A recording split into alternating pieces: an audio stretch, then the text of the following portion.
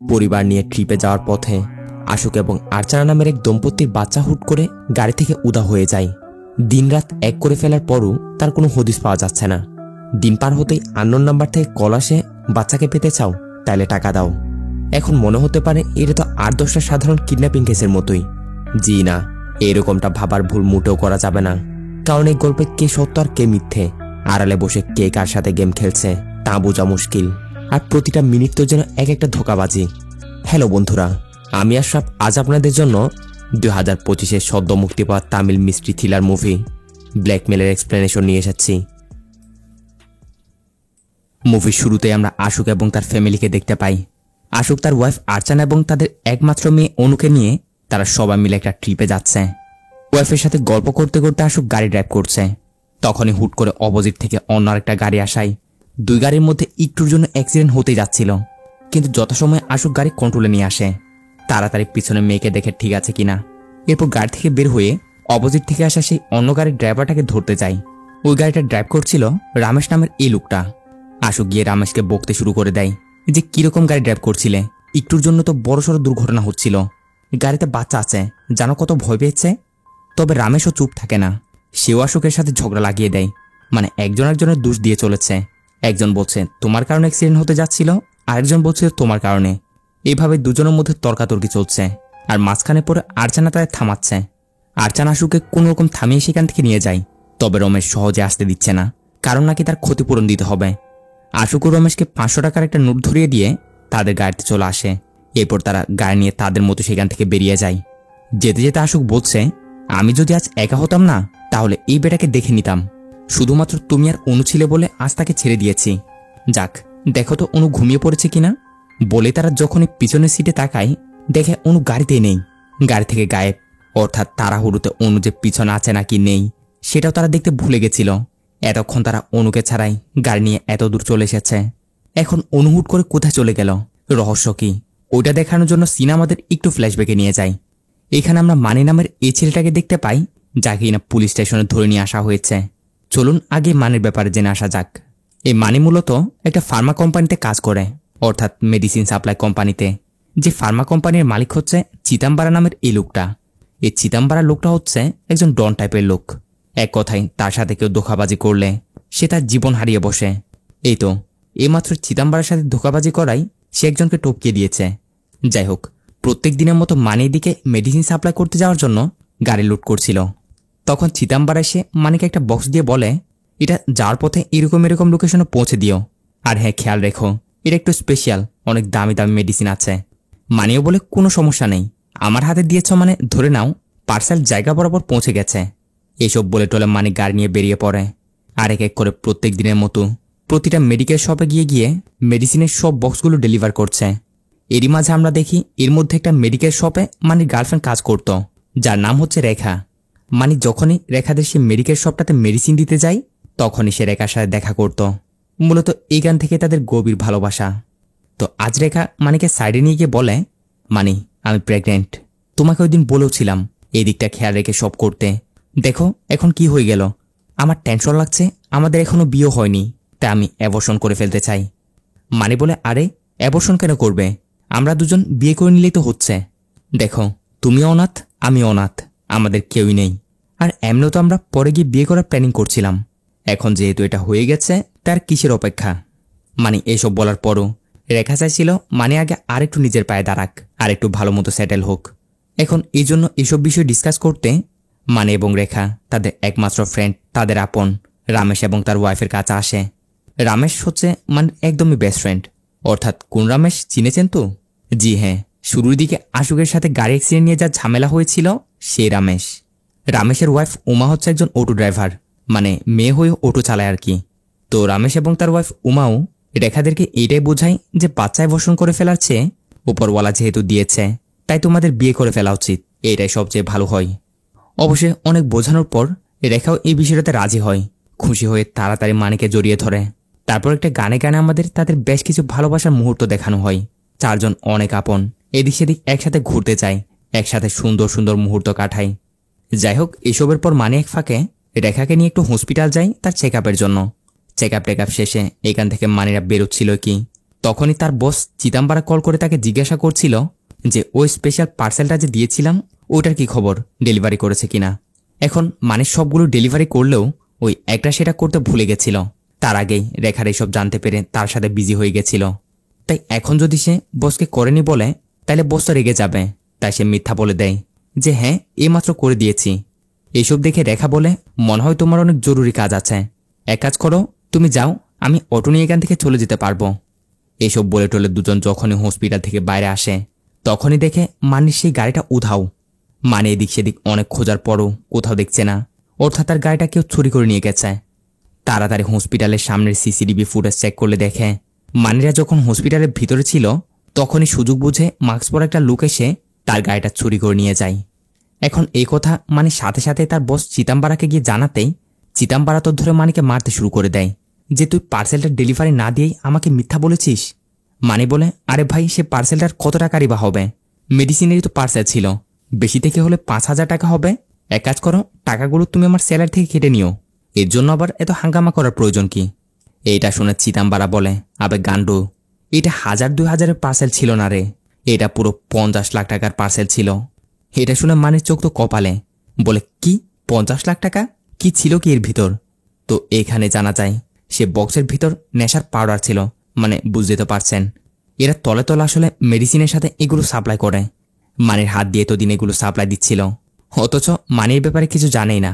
ঠিক ওই সময় মানির মোবাইলে তার গার্লফ্রেন্ড রেখার কল আসে। চিদাম্বারারা বুঝে যায় মানির এরকম একটা গার্লফ্রেন্ডও আছে। সাথে সাথে এদিকে সে তার লোকদের পাঠিয়ে মেডিকেল শপ থেকে রেখাকে উঠিয়ে নেয়, মানে চিদাম্বারারা তাকে তুলে নিয়ে যায়। মানিকে বলে আমার মাল আমাকে এনে দাও, তারপরে তোমার গার্লফ্রেন্ডকে নিয়ে যাও, না হলে ধরে নাও তোমার গার্লফ্রেন্ড শেষ। এসব শুনে মানিক কোন রকম এদের সাথে ফাইট টাইট করে আপাতত সেখান থেকে পালিয়ে আসে। এসে তার বন্ধু রামেশকে সবকিছু জানায়। এসব শুনে রামেশ অবাক। তারপর তারা দুজন মিলে একটা জায়গায় গিয়ে খোঁজ নিতে শুরু করে যেখানে মূলত এরকম চোরা গাড়িগুলোর কেনা বেচা চলতো। আর এখানে খোঁজ নিতে নিতে মানিরা এক জায়গা থেকে জানতে পারে তার সে ভেনটা এরকম মারি নামের একটা লোক চুরি করে নিয়ে এসেছিল, যে মারিও কিনা আগে সে চিদাম্বারার কাছে কাজ করত। মানিক কল করে বিষয়টা চিদাম্বারাকে জানালে যে গাড়িটা এরকম মানি চুরি করছে, পার্সেলটা কই একমাত্র সেই জানতে পারবে। চিদাম্বারা মানির কথা কোনো বিশ্বাসই করে না, উল্টো ধমকাই আমি অত কিছু বুঝি না, যদি তুমি আমার মাল আমাকে ফিরিয়ে না দাও তাহলে তোমার গার্লফ্রেন্ডকে আর চোখে দেখবে না, তাকে আমি মুম্বাই সাপ্লাই করে দিয়ে তাকে দিয়ে ধান্দা করিয়ে টাকাগুলো উসুল করব। এখন বেচারা মানিক কি করবে কিছু বুঝতে পারছে না, সে মারের ব্যাপারে সে কিছু যায় না। এখান থেকে সিন শিফট হয়ে যায় অরুণ নামের এই লোকটার উপর। অরুণ তার মোবাইলে তার নিজেরই একটা ভিডিও দেখছিল যেখানে সে একটা মেয়ের সাথে রোম্যান্স করছে। দেখা যায় সেই মেয়েটা অন্য কেউ নয়, ওই যে মুভি শুরুর দিকে আশুক এবং তার ওয়াইফ আর্চানাকে দেখেছিলাম না, এটা ছিল আশুকের সেই ওয়াইফ আর্চানা। আর্চানা কোনো এক সময় এই অরুণের প্রেমিকা ছিল। তো অরুণ এখন আর্চানাকে এক জায়গায় ডেকে সে ভিডিওটা দেখিয়ে তাকে ব্ল্যাকমেল করতে শুরু করে। বলছিল তাকে 1 কোটি টাকা দিতে হবে, না হয় সে এই ভিডিওটা আর্চানার স্বামী আশুকের কাছে সেন্ড করে দিবে। আর্চানা তাকে রিকোয়েস্ট করতে শুরু করে যে প্লিজ এরকমটা করো না, আমি সাধারণ একজন মেয়ে, অত টাকা আমি কই পাবো, অ্যাকাউন্টে কোনোরকম 10 লাখ টাকা জমিয়েছি, সেগুলো সবই তোমায় দিয়ে দিচ্ছি, প্লিজ এরপর আমাকে আর ডিস্টার্ব করো না। এই বলে আর্চানা চলে যায়। পরবর্তী দিনের দিকে মানি আর রামেশ যখন কোথাও যাচ্ছিল তখন তারা একটা পেট্রোল পাম্পে পেট্রোল নিতে এসে ওইখানের এই ওয়ার্কারটার সাথে তাদের কথা কাটাকাটি হয়। এদের মধ্যে একটা ঝগড়া লাগে, তাই একদম টাকা না দিয়ে মানিরা সেখান থেকে চলে আসে। যারপর তারা একজন লোকাল গুন্ডার সাথে গিয়ে দেখা করে এই গুন্ডার থেকে হেল্প নিতে, ও যে মারি যে তাদের মালিয়ে পালিয়েছে না তাকে খুঁজে বের করার জন্য। ঠিক একই সময় ওই অরুণ এও আসে গুন্ডারার সাথে দেখা করতে একটা অফার নিয়ে। সে গুন্ডাটাকে বলতে শুরু করে তোমাকে এরকম একটা বাচ্চা মেয়েকে কিডন্যাপ করতে হবে, এর জন্য বেশ মোটা অঙ্কের টাকা পাবে। কিন্তু এই গুন্ডার জন্য মানা করে দেয়, সোজাসুজি বলে দেয় আমি ছোট বাচ্চার কিডন্যাপ করি না, অন্য কাজ হলে বলতে পারো। তখন একই জায়গায় অরুণ মানি এবং রামেশকে দেখতে পায়, তাদের হালতের ব্যাপারে জানতে পারে যে তারা এরকম বিপদে পড়েছে। চিদাম্বারাকে এক হয়তো তার পার্সেল না হয় পার্সেল যত টাকার ছিল সেগুলো ফিরিয়ে দিতে হবে তাদের। তাই অরুণ একই অফারটা এখন মানি এবং রামেশকে দেয় যে তোমাদের জাস্ট একটা বাচ্চা মেয়েকে তুলে আমার কাছে নিয়ে আসতে হবে, এরপর আমি তার পরিবারকে ব্ল্যাকমেল করে মোটা অঙ্কের একটা টাকা হাতাবো, যার থেকে তোমাদেরও ভাগ থাকবে 50-50। প্রথম দিকে মানি তো মানা করে দেয়, কিন্তু রামেশ ও মানিকে বলে এ রেখাকে ওই গুন্ডা চিদাম্বারার হাত থেকে ছাড়ানোর জন্য টাকার ব্যবস্থা করতে হলে এখন একমাত্র এইটাই রাস্তা। তাই মানিও একটু ভাবনা চিন্তা করে কাজটার জন্য রাজি হয়ে যায়। আর এখানে এটাও জানা যায় অরুণ যে বাচ্চা মেয়েটিকে কিডন্যাপ করার কথা বলছিল সেটা অন্য কেউ নয়, বরঞ্চ সেই আশুক এবং আর্চানার মেয়ে অনুকে। অরুণ মানিদেরকে তাদের সব ডিটেলসগুলো দেয়। এরপর মানিরাও প্ল্যানিং করে কাজে লেগে পড়ে। আশুকদের ট্রিপে যাওয়ার পথে রামেশ চালাকি করে অপোজিট থেকে এসে এমনভাবে আসে যাতে মনে হয় যেন তাদের অ্যাক্সিডেন্ট হবে। এভাবে সে আশুকদের গাড়িটাকে দাঁড় করায়। এরপর রামেশ এদিকে তাদের সাথে একটা ঝগড়া লাগিয়ে তাদের এদিকে বিজি রাখবে। এই সুযোগে মানি ওদিকে গাড়ির ভিতর থেকে বাচ্চা মেয়েটিকে নিয়ে পালাবে। সবকিছু তাদের প্ল্যান মতো হয়। মানিও ধীরে ধীরে গাড়ির কাছে আসে। সিন এখানে কাট হয়ে পরবর্তী সিনে দেখা যায় মানি এবং রামেশ সেই অরুণের সাথে সে দেখা করেছে। অরুণ যখন তাদের বাচ্চার কথা জিজ্ঞাসা করে তখন মানি বলে, গাড়ির ভিতরে তো কেউ ছিল না, আমরা কোনো বাচ্চা মেয়েকে পাইনি। আমরা প্ল্যানিং মতো সব করেছিলাম তো ঠিকই, কিন্তু গাড়ির কাছে গিয়ে দেখি গাড়ি তো পুরাই খালি। নিশ্চয় বাচ্চাটাকে তার মা বাবার সাথে নিয়ে আসেনি হবে। তুমি কোনো ভুল ইনফরমেশন পেয়েছিলে। এইসব শুনে অরুণ তো কিছুতেই তাদের কথায় বিশ্বাস করতে রাজি না। বলে, তোমরা আমাকে বেকুব বানিয়ে সব টাকা নিজেরা হাতিয়ে নেওয়ার জন্য এরকমটা বলছো, তাই তো? তবে মানিক পরিষ্কার জানিয়ে দেয় যে বাচ্চাটাকে তারা পায়নি, আর তুমিও আমাদের কোনো টাকা দিতে হবে না, তুমি তোমার রাস্তা মাপো। বলে তারা চলে আসে। অন্যদিকে আমরা আশুক এবং আর্চানাকে দেখতে পাই, যারা কিনা তার একজন পুলিশ বন্ধুর সাথে এসে দেখা করে।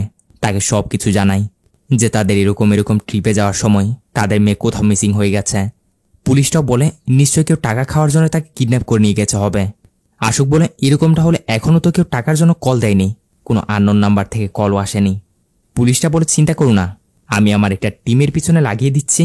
যদি কেউ ফিরতির জন্য তোমায় কল করে তাহলে সাথে সাথে আমাকে জানাবে। এখন এই সব কিছু হওয়ার পরও ওই অরুণ আর্চানাকে ব্ল্যাকমেল করার জন্য কল করে চলেছে।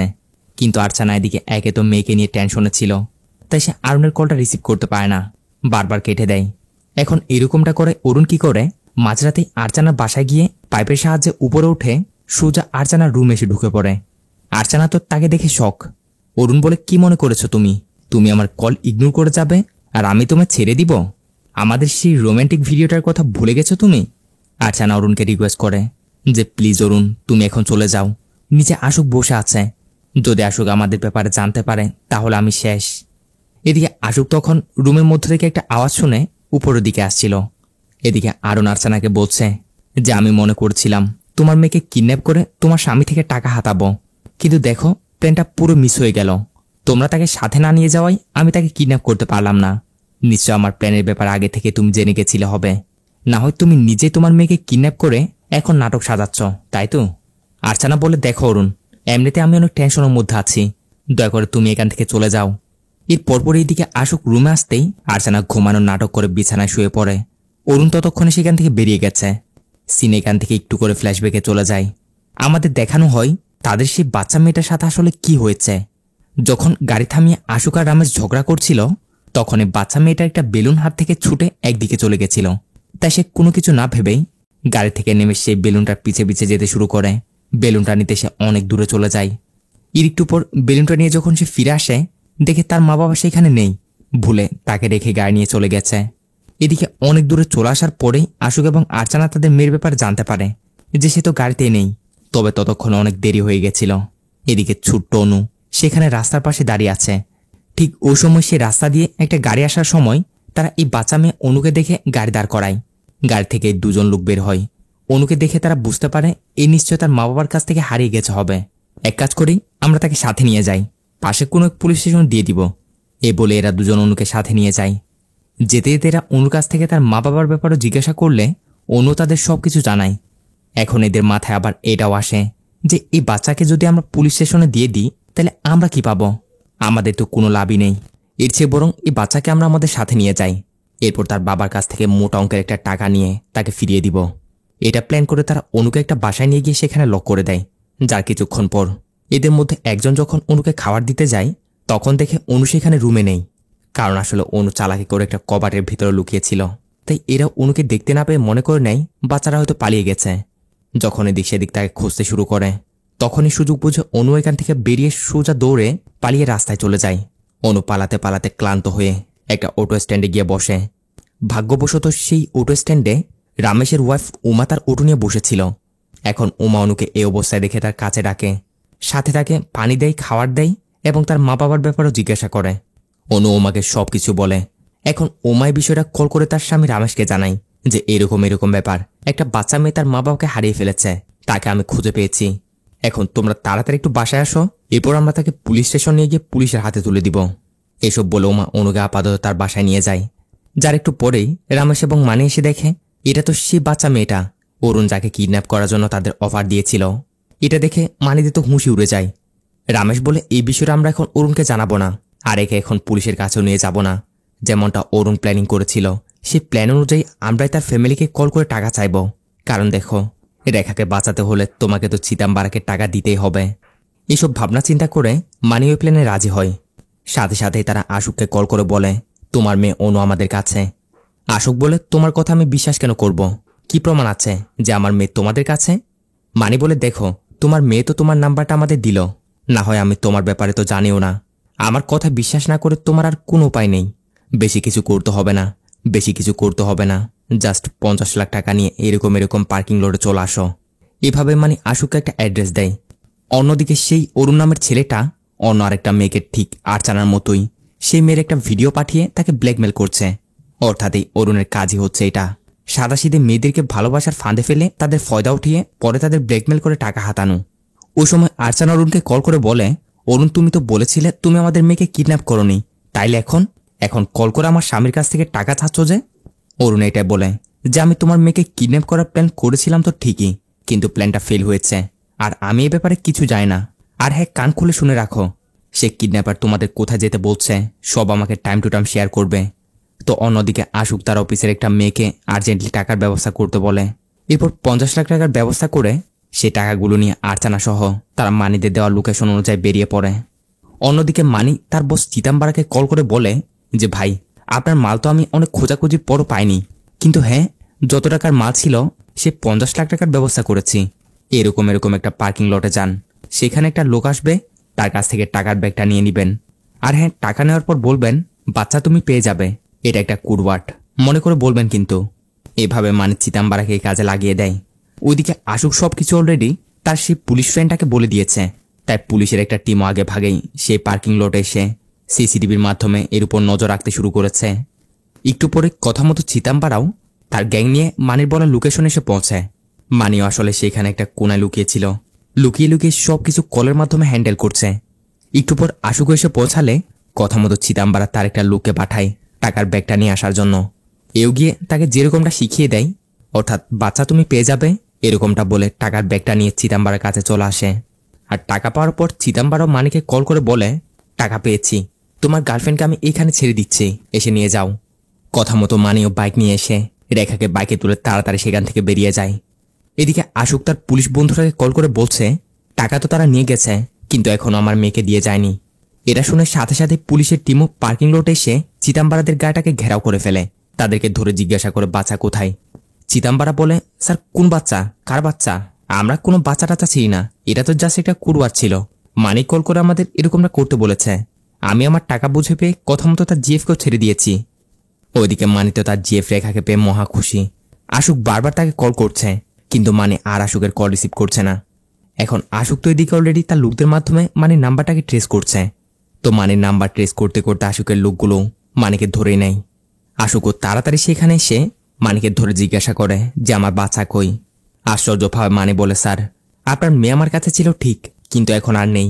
এসব আমি আমার জিএফকে বাঁচানোর জন্য মিথ্যা বলেছি। এভাবে কি হয়েছিল না হয়েছিল মানে আশুককে বলতে শুরু করে। আসলে উমা যখন অনুকে রুমে রেখে খাবার বানাচ্ছিল তখনই সুযোগ পেয়ে বাচ্চা অনু সেখান থেকে চলে যায়, যেটা মানিরা পরে গিয়ে জানতে পারে। আর জানার পর উমাকে এসে অনেক বকাঝকা করে যে ছোট্ট একটা মেয়ের খেয়াল রাখতে পারলে না, এখন তাকে আমরা কই পাবো। এদিকে অলরেডি তার বাবার সাথে আমাদের কথা হয়ে গেছে, যখন সে টাকা দেওয়ার পর আমাদের জিজ্ঞাসা করবে তখন তাকে কি জবাব দেব। এরকমটা বলে মানিরা তাড়াতাড়ি তাদের এরিয়ার সিসিটিভি ফুটেজ চেক করতে শুরু করে, যেখানে তারা দেখে সে বাচ্চা অনু এখান থেকে দৌড়ে পালিয়ে একটু দূর যাওয়ার পর হোঁচটকে নিচে পড়ে গেছিল। এখন সে রাস্তা দিয়ে যাওয়ার সময় দুজন হিজড়া অনুকে দেখে গিয়ে তাড়াতাড়ি তাকে তুলে এরপর তাকে তাদের সাথে নিয়ে যায়। এটা দেখে মানিরাও তাড়াতাড়ি ওই হিজড়াগুলো খোঁজ করতে শুরু করে দেয়। তাদের আড্ডায় গিয়েও এ ব্যাপারে জিজ্ঞাসা করে। এরা মানিদের ওই দুজন হিজড়ার মধ্যে একজনের নাম্বার দেয়, যা সাথে সাথে মানিও তাকে ভিডিও কল করে। বাচ্চাটার ব্যাপারে জিজ্ঞাসা করলে এ বলে হ্যাঁ, রাস্তার দ্বারা আমরা একটা বাচ্চাকে পেয়েছিলাম তো ঠিক, কিন্তু তাকে নিয়ে আসার সময় একটা মহিলা এসে বলে যে বাচ্চাটা নাকি তার মেয়ে। এ বলে সে আমাদের থেকে তাকে নিয়ে যায়। এভাবে আসলে মানিরা বাচ্চাটাকে হারিয়ে ফেলেছিল। এইসব কিছু মানে আশুকে বলছিল। সাথে এটাও বলে যে স্যার আপনি একবার আপনার ওয়াইফকে জিজ্ঞাসা করুন যে বাচ্চাকে কোনো সে নিয়ে আসেনি তো। আশুক তার কথায় বিশ্বাস করতে রাজি না, বলে তোমরা এখন আমার সামনে নাটক সাজিও না, আমার মেয়েকে কোথায় রেখেছো ফিরিয়ে দাও, তারপরে তোমার জিএফকে আমার থেকে নিয়ে যাও। অর্থাৎ আশুকও মানির জিএফকে ধরে নিয়ে এসেছে চিতাম্বারার মতোই। তার বাচ্চাকে তাকে ফিরিয়ে দিবে, তারপরে সে মানির জিএফকে তাকে ফিরিয়ে দিবে। অন্যদিকে আমরা আশুকের ওয়াইফ আর্চানাকে দেখি যে কিনা কোনো এক সুনসান বিল্ডিং এর কাছে গিয়ে এদিক সেদিক উঁকিঝুঁকি দিচ্ছে। ঠিক তখনই পিছন থেকে একটা লোক এসে তাকে ধরে ভিতরে নিয়ে যায়। দেখা যায় এটা অন্য কেউ ছিল না, এটা ছিল তার সেই এক্স বয়ফ্রেন্ড অরুণ। অরুণ বলে তোমার সাহস তো দেখি কম না, তুমি আমার আড্ডায় চলে এসেছ। আর্চানা অরুণকে রিকোয়েস্ট করতে শুরু করে যে প্লিজ অরুণ, আমার বাচ্চাকে আমার কাছে ফিরিয়ে দাও। অরুণও এটাই বলে আমি তোমাকে আগে বললাম না যে তোমার বাচ্চা আমার কাছে নেই, যদি আমার কাছে থাকতো তাহলে কখনোই আমি তোমার স্বামী থেকে টাকা খেয়ে 9-2-11 হয়ে যেতাম।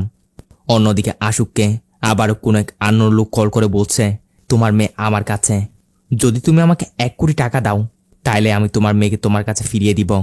আশুক অবশ্য এবার বিরক্ত হয়ে যায়, বলে আমার মেয়ে তোমাদের আর কজনের কাছে, আর কজন আমাকে ব্ল্যাকমেল করবে, তাছাড়া তোমার কাছে কি প্রমাণ আছে যে আমার মেয়ে তোমার কাছে। এটা শুনে সে ব্ল্যাকমেলারটা আশুককে একটা ভিডিও পাঠায়, যে ভিডিওতে দেখা যাচ্ছে আশুকের মেয়ে অনু ঘুমাচ্ছে, অর্থাৎ সত্যিই অনু এর কাছেই। লোকটাও আশুককে ভয় দেখিয়ে যায়, যদি তুমি আমার কথা মতো না করো তাইলে মনে করে না তোমার মেয়ে আজীবনের জন্য ঘুমিয়ে পড়বে। তাই আশুকও ভয় পেয়ে তার কথা মতো তাকে 1 কোটি টাকা দেওয়ার জন্য রাজি হয়। আশুক তাড়াতাড়ি সবকিছু কল করে আর্চানাকে বললে আর্চানা বলে এই বিষয়ে তুমি এখন পুলিশদের কিছু বলিও না, এতে অনুর ক্ষতি হতে পারে, এবার এই বিষয়টা আমরা চুপচাপ ডিল করব। এইভাবে আর্চানা আরও কিছু টাকা অ্যারেঞ্জ করে টোটাল 1 কোটি টাকা করে স্কুটি নিয়ে সোজা ওই জায়গায় যেতে শুরু করে, অর্থাৎ যেখানে ব্ল্যাকমেলারটা তাদের যেতে বলেছে আর কি। এদিকে মানি আর রামেশও আর্চানাকে ফলো করছে, কারণ তাদের সন্দেহ সে বাচ্চাটা আর্চানার কাছে আছে। এখন মানিদের পিছন পিছন আবার পুলিশের একটা লুকো লেগে আছে, অর্থাৎ ওই যে আশুকের পুলিশ বন্ধুরা ছিল না, একে সেই লাগিয়ে রেখেছে, এ আবার মানিদেরকে ফলো করছে। তো একটু পর আর্চানার সেই স্কুটিটার টাকার সেই ব্যাগটা ব্ল্যাকমেলারটার কথা মতো এ জায়গায় নিয়ে এসে রেখে দেয়। আশুকও সেখানে এসে আর্চানার সাথে দেখা করে, যার একটু পরেই স্যুটবুট পরে হেলমেট দিয়ে ফেস কভার করে একটা লোক এসে আর্চানার সেই স্কুটি এবং টাকার সেই ব্যাগটা সেখান থেকে নিয়ে যেতে শুরু করে। এদিকে আশুক আর্চানাকে বলে চিন্তা করো না, আমি অলরেডি সেই ব্যাগের ভিতরে জিপিএস ট্র্যাকার লাগিয়ে দিয়েছিলাম, এখন সে যেখানে যাক না কেন আমরা তাকে ধরে নিতে পারবো। বলে তারা জিপিএস ট্র্যাকার অনুযায়ী সে কিডন্যাপারটাকে ফলো করতে শুরু করে, আর এদের পিছন পিছন এদের ফলো করে যায় মানি আর রামেশ। অবশ্যই ফলো করতে করতে একটু পর আশুকরা এই জায়গায় এসে পৌঁছায়, অনেক পুরনো একটা বিল্ডিং। আশুক আর্চানাকে গাড়িতে বসিয়ে সে একা ভিতরে যায়। এই সুযোগে এদিকে আর্চানাকে দেখা যায় অরুণকে মেসেজ করে বলে দিচ্ছে যে ব্যাগের ভিতরে জিপিএস ট্র্যাকার লাগানো আছে সেই বিষয়টা। এখন এই মেসেজ পেয়ে অরুণ আর্চানাকে কল করে বলে তুমি কোন জিপিএস ট্র্যাকার আর কোন ব্যাগের কথা বলছো। আর্চানা বলে নেকামো করো না, একটু আগে যে টাকার ব্যাগটা নিয়ে এসেছ সেটার কথা বলছি, তুমি এখন আশুকের হাতে ধরা পড়লে আমাদের সবকিছু সে জেনে যাবে, এই জন্য তোমাকে সাবধান করে দিচ্ছি। অরুণ বলে দেখো তোমাকে আর কয়বার বলতে হবে, তোমাদের বাচ্চা আমার কাছে নেই, আর আমি তোমাদের কোনো টাকার ব্যাগটা নিয়ে আসিনি, হয়তো সেটা অন্য কেউ হবে, আর তুমি বারবার আমাকে সন্দেহ করে যাচ্ছ। এখন অরুণের কাছ থেকে এটা শুনে আর্চানা তো শক, যদি সেটা অরুণ না হয় তাহলে সে কিডন্যাপার কে। এদিকে আশুক বিল্ডিংটার ভিতরে এসে এদিক সেদিক খুঁজতে দেখা যায়, এখানে তো কেউই নেই, শুধু সে জিপিএস ট্র্যাকারটা এখানে পড়ে আছে, অর্থাৎ যেটা সে ব্যাগের ভিতরে লাগিয়েছিল। আশুক আর্চানাকে এসে বলে নিশ্চয়ই এই ব্ল্যাকমেলার আমাদের প্ল্যানের ব্যাপারে জেনে গেছে হবে, আমাদের ডিস্ট্র্যাক্ট করার জন্য সে জিপিএস ট্র্যাকারটা এখানে ফেলে গেছে। ঠিক ওই সময় সে ব্ল্যাকমেলার আশুকে কল করে বলে তুমি একটা লোকেশন সেন্ড করছি, ওইখানে যাও, ওইখানে তুমি তোমার মেয়েকে পেয়ে যাবে। পরের সিন আমরা সত্যি সত্যি এটাই দেখি, সুনসান একটা বাস স্টপে সে ব্ল্যাকমেলার বাচ্চা অনুকে এখানে রেখে গেছে, অনু একা একা বসে আছে। একটু পরে যখন সে এখানে আশুকরা এসে পৌঁছে ততক্ষণে দেখা যায় অনু আবারও সেখান থেকে গায়েব, পুরো বাস স্টপের আশেপাশেও কেউই নেই। এটা দেখে আশুকদের মাথায় তো কিছু ঢুকছে না, এসব কি হচ্ছে। আবার ওই সময় আশুকের সেই পুলিশ ফ্রেন্ডটা তাকে কল করে বলে আশুক তুমি আমাকে না বলে দেখি অনেক কিছু করে ফেলছ, এটা ঠিক না, তোমায় বলেছিলাম যাই করো না কেন আমায় জানিয়ে করতে, আমি আমার একটা লোক অলরেডি তোমাদের পিছনে লাগিয়ে রেখেছিলাম, যে কিনা তোমাদের ফলো করতে করতে গিয়ে দেখলো সেই মানি আর রামেশ তোমাদের পিছনে লেগেছিল, তাই আমাদের সন্দেহ তোমার বাচ্চা নিশ্চয় সেই মানিদের কাছেই। এটা শুনে আশুক সাথে সাথে মানিকে কল করে আচ্ছা মতো বকতে শুরু করে দেয় যে তোমরা কি আমার সাথে গেম খেলছো, আমি জানি আমার মেয়ে তোমার কাছে আছে, যদি আমার মেয়েকে ফিরিয়ে না দাও তাহলে তোমার গার্লফ্রেন্ডের কেমন হালত যে করব তা তুমি ভাবতে পারবে না। মানে বোঝানোর চেষ্টা করে যে স্যার সত্যি বাচ্চাটা আমার কাছে নেই, তাকে খুঁজে বের করার জন্যই আমরা আপনাদের ফলো করছিলাম, জাস্ট এইটাই। কিন্তু আশুক তার কথায় কিছুতে বিশ্বাস করছে না।